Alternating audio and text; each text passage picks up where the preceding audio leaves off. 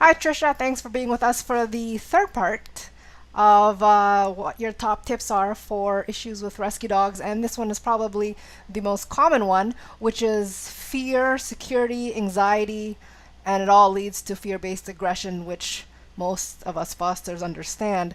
Maybe you can touch upon that. I mean, so many things can happen when a dog has these traits.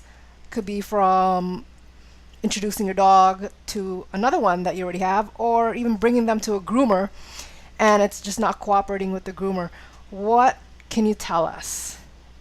Well, I think it's first good to know just that a dog takes a good 3 to 6 months to acclimate to a new environment. So it's good to kind of reduce their stress as much as possible during that time. So you don't want to do too much with them and Hmm. overwhelm them at the beginning. So things that can help make a dog feel more secure are giving them a routine, like a feeding time in the morning or evening or both, a walking schedule. And then if there are other pets in the home, just kind of keeping them separate and giving the new dog time to acclimate a little bit. Right, right. Yeah, and then as far as introducing the dogs together, it's good to give them space in the house just to acclimate, but then taking them on walks together is really good because it's the dogs are walking side by side, going in the same direction, which is a very neutral way to introduce them. Hmm. And it's outside of the house, which is more of a territorial issue for some of the resident dogs sometimes. So it's a good neutral way to introduce them, walk them together, and then when you come back home, give them another break apart, and slowly let them acclimate to each other using, sometimes a baby gate between them so they can Right. see each other and acclimate slowly. That's interesting that you said that because my last foster got along with all the dogs that he walked with, but as soon as he put them in the same space inside, a fight breaks out every time. Yeah, and also having a smaller space adds more stress, Okay. and then they're more likely to fight. So and also keeping resources out of the way. So things like toys and food and things like that, even people food nearby can trigger an issue with dogs. So when I got my dog 7 years ago, my second dog, he had an issue with guarding the water bowl. So I Mm. had to give them times to drink water.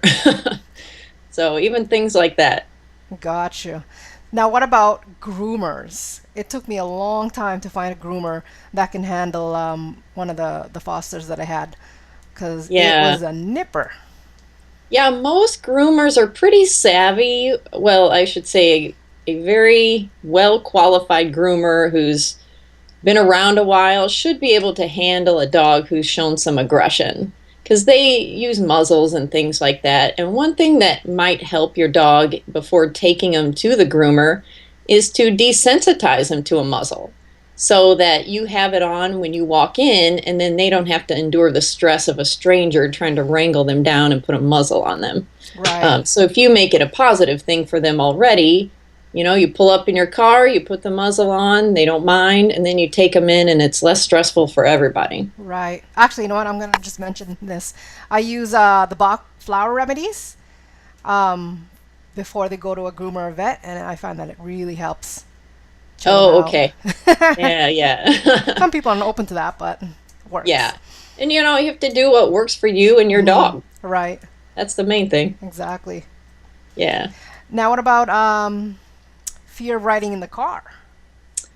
Well, that sometimes can take a while to desensitize a dog to. So, what I would say, and sometimes people don't have the luxury of time if you have a foster dog and you need to take them to events and things. I would say you might have to just place them in the car and let them be terrified for a while. But during the other times, sort of start getting them used to it and creating a more positive association. So, one of my first dogs I ever worked with was a 1 year old lab who had never been socialized to anything.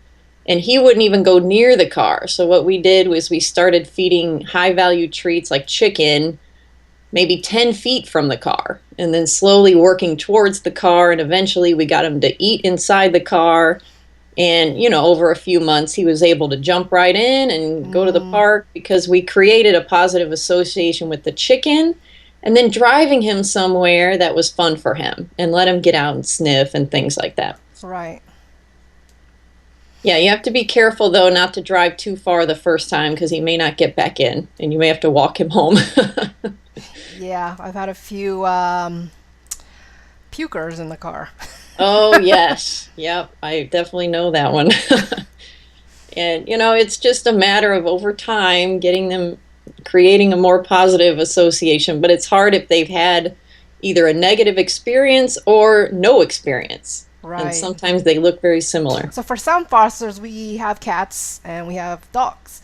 I mean, they're not all the time, they're not getting along, but some of them do. But if they don't get along, what do you say to that? Well, I think it's first important to determine if the dog has a true predatory instinct for the cat. If that dog is staring at the cat and silently dropping his head, you might want to keep them separate permanently and be very careful with that situation.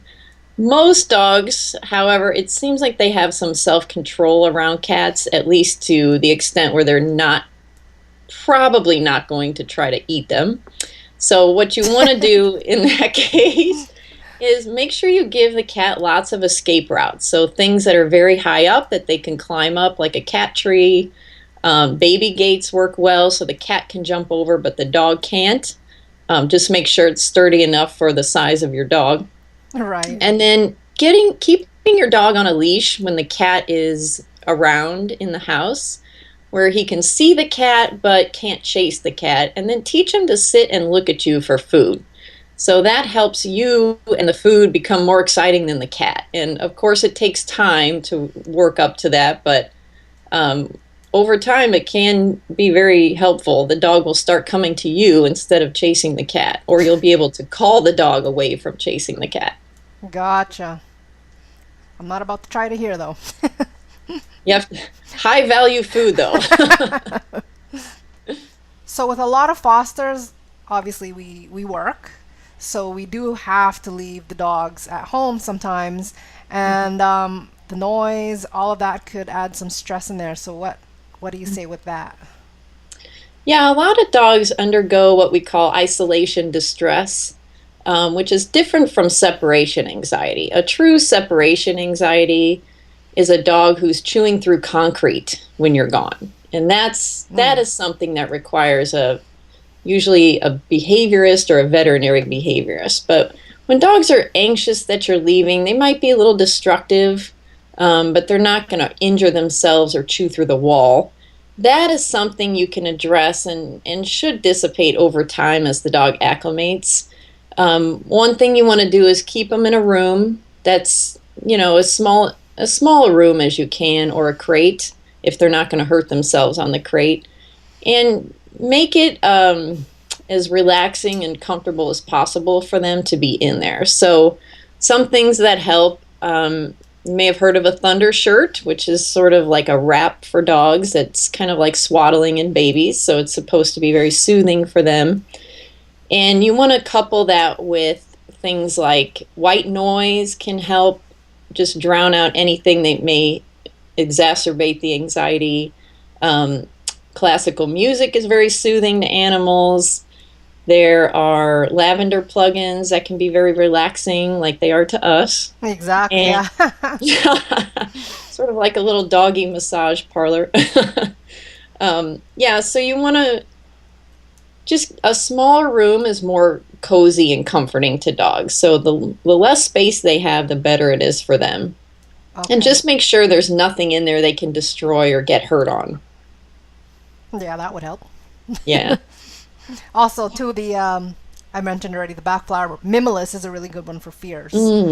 Yeah, and there are a lot of things like Rescue Remedy, Box Rescue Remedy, love things it, like love that. It. Yeah. Yeah, so a lot of things out there to look up.